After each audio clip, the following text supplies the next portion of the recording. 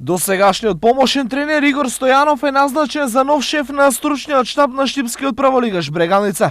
Стојанов доаѓа на местото на Драган Христовски, а за свој помошник ќе го има еден од најдобрите поранешни фудбалери на Брегалница, Владко Давидков. Ова е за мене едно ново искуство, почеток на кариера и познавајќи себе по природа, значи јас сум секогаш фанатик, значи оптимист, верувам во оваа екипа, верувам во овие фудбалери, имаме квалитет, потенцијал и сметам дека фудбалски клуб Брегалница со овие фудбалери не заслужува, значи да биде на ова место. Ќе направиме се добро да се подготвиме, да се припремиме и знаеме дека не очекува доста тешка пролетна сезона, секој бод ќе биде многу битен за нас.